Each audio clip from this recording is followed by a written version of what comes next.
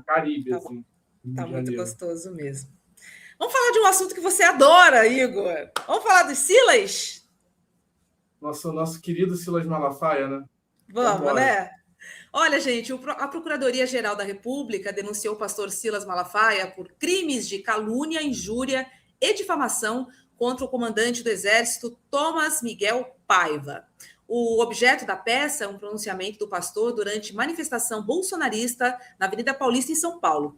Em um vídeo publicado nas suas redes sociais, Malafaia rebateu e chamou Paulo Gonet, que é o Procurador-Geral da República, de capacho de Moraes. A gente lembra dessa cena. Agora, Igor, além disso, o Malafaia está defendendo abertamente uma chapa entre Tarcísio e Michele Bolsonaro, né? Descartando completamente a opção de Flávio, que ele já se manifestou abertamente também. É visível esse racha na extrema-direita, não é?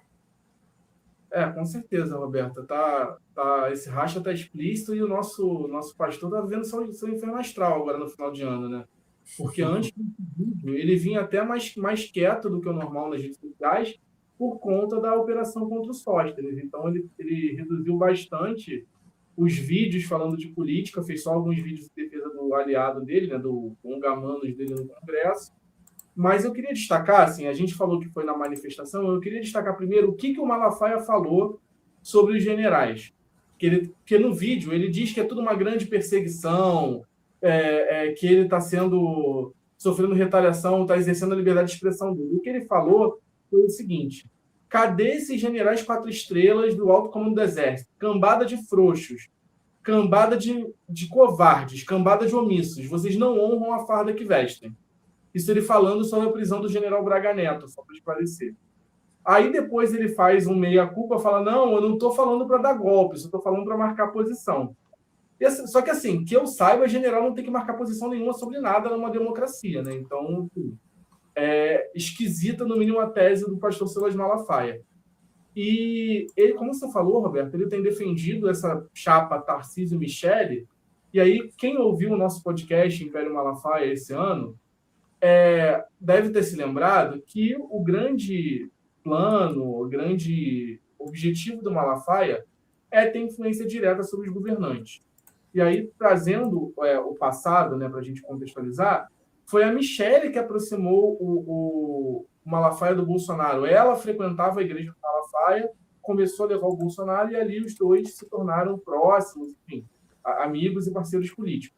Então, a presença da Michele numa chapa presidencial é uma garantia de que o Malafaia vai ter novamente essa influência como ele tinha junto ao Bolsonaro. E ele próprio costuma dizer que ele não é amigo dos filhos do Bolsonaro. Ele tem algum nível de relação, né? Conhece, enfim, tem algum contato, mas ele não é amigo do Flávio, não é amigo do Carlos, não é amigo do Eduardo, enfim. Então, assim, tem uma diferença de relação que faz toda a diferença quando a gente analisa esse contexto. Agora, acho que a gente vai falar na sequência sobre as articulações do Flávio. Tem uma delas em especial que é um desaforo para o Malafaia. Acho que a gente vai falar disso agora, né? Vamos nessa, já que você tocou no nome do Flávio. Gente, diante da incerteza da candidatura do 01, né, até entre os seus aliados, o Flávio tem tentado se viabilizar buscando apoios na extrema-direita.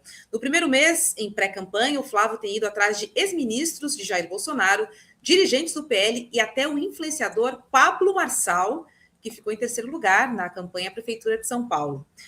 Ô, Igor, tá pedindo ajuda para o Pablo Marçal. A coisa não tá boa mesmo, né? Agora, esses interlocutores podem até ouvir o Flávio Bolsonaro, mas eles parecem mesmo mais interessados em minar essa candidatura, né? Construindo um nome mais viável. É isso que a gente percebe. Você acha que é isso que está acontecendo mesmo? Então, Roberta, quando a gente vê essa matéria da Folha, né, falando nesse tom, parece que o Flávio está conversando com pessoas moderadas, falam até de mercado financeiro. Assim, só queria trazer os nomes que o Flávio está conversando, esses ex-ministros. São o Paulo Guedes, que dispensa apresentações, né, nosso menino do trilhão.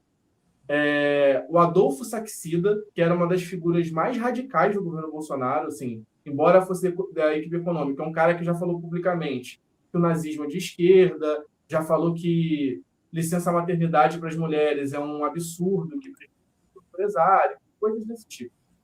e o Gustavo Montezano, que era presidente do BNDES no governo Bolsonaro, que estava no cargo justamente porque era amigo do Flávio Bolsonaro. Então, assim, não é como se fosse uma articulação para além do círculo pessoal do Flávio. Agora, eu queria falar esse namoro com o Pablo Marçal, justamente por conta do Malafaia. Assim, para quem não se lembra, o Malafaia e o Pablo Marçal tiveram uma treta pública de semanas durante a eleição para prefeito de São Paulo. Assim, um chamando o outro de canalha, de mentiroso, de mau caráter, assim, daí para baixo, uma coisa baixíssimo nível, e inclusive gerou essa treta deles e a postura dúbia que a família Bolsonaro teve em relação à candidatura do Pablo Marçal gerou, inclusive, um puxão de orelha público do Malafaia no Bolsonaro. Não sei se vocês lembram, ele falando que o Bolsonaro não foi líder, que ele foi omisso na disputa de São Paulo, que ele não tem palavra, ele se comprometeu com o Ricardo Nunes e depois deixou que parte do eleitorado dele fosse apoiar o Pablo Marçal, enfim, fez gestos dúbios ali. Então, assim, isso é um desaforo. Essa aproximação do Flávio com o Marçal é um desaforo enorme para o Malafaia. Assim. É uma pessoa que ele não tolera, ele não vai estar no mesmo palanque. Assim, um inimigo do Malafaia mesmo. A gente pode dizer isso, inclusive, do ponto de vista dos negócios religiosos, assim, não só politicamente. Se esse namoro do Marçal vingar, né, na terminologia que os Bolsonaro adoram, virar casamento, eu acho que isso deve representar um afastamento definitivo do Malafaia da candidatura do Flávio, assim, porque são personalidades incompatíveis mesmo. Vai lá, William, fogo no parquinho. Eu sempre torço pela briga, né? Mas mostra que o Silas Malafaia também continua buscando protagonismo político, né? Ele não se coloca como agente político, mas ele é obviamente um agente político. O belíssimo trabalho que o Igor e a Juliana fizeram mostrando para a gente esses aspectos da personalidade e da vida do Malafaia são importantes por isso. Ele busca onde ele tem mais espaço para influência. Por isso que uma candidatura da Michelle seria ótimo para o Bolsonaro. Eles têm essa ligação próxima por ser evangélicos. Me parece que é o espaço onde o Silas Malafaia tem mais influência para agir. E o Igor foi econômico ao dizer que os filhos do Bolsonaro não se dão bem com Malafaia. Ele chamou no áudio que a gente viu vazado o filho dele de retardado, dizendo que ele está atrapalhando, está ferrando a vida do pai, com o pai preso. Ele odeia os filhos do Bolsonaro e acha que eles são burros. Acho que em via de regra são, assim, nesse caso tem que concordar com o Malafaia, mas eles não têm nenhuma proximidade. Então, uma candidatura do Flávio seria péssima para o Silas, porque ele perderia uma grande interlocução e um caminho de influência em um possível governo de extrema-direita se o presidente fosse Flávio. Eu só complementando, assim, ele inclusive ameaçou o Eduardo, né, de fazer justamente isso que ele faz, de ir para a rede social, falar, eu vou gravar um vídeo para arrebentar ele e tudo mais. Agora, esse apoio à candidatura, esse projeto Tarcísio, também não é uma coisa simples, porque a gente tem que lembrar, o Malafaia é um inimigo aberto do Ciro Nogueira, por exemplo. Ele não se dá bem com essas figuras do Centrão em geral, mas, assim, no caso do Ciro Nogueira, ele tem uma série de declarações públicas atacando o Ciro Nogueira, chamando de corrupto, inclusive destacando a ligação, o apoio que ele teve aos governos do PT. Então, quando o Ciro era ministro da Casa Civil do Bolsonaro, o Malafaia era uma figura que estava ali torpedeando ele dentro do governo, inclusive, né? Então, assim, essa composição de como o Malafaia entra nessa história do Tarcísio, caso ela venha a acontecer, também não é simples, assim. Talvez ele fique ali próximo da Michelle, mas a gente também não sabe até que ponto a Michelle teria voz, de fato, numa chapa, enfim. Tudo muito turvo ainda para a gente ver. Agora, isso também, de certa forma, alimenta essa briga da família Bolsonaro, né? Porque é uma das pessoas com mais influência sobre o Jair Bolsonaro, incentivando uma candidatura da Michelle e não do Flávio. Então, assim, como o Will falou, o fogo no parquinho aí vai longe, certamente. Pois é, eu sempre lembro do Mauro Cid dizendo que Michelle Bolsonaro era a mais radical, assim. Daí eu fico imaginando do Silas Malafaia, então, tentando domar Michelle Bolsonaro, assim, juro. São informações que, para mim, não batem, Igor. Quem manda em quem ali, para mim, ainda está tudo muito estranho. Tirando o seu Jair, que manda em todo mundo, o segundo escalão ali, para mim, fica muito complicado, entre os filhos, a madrasta, enfim.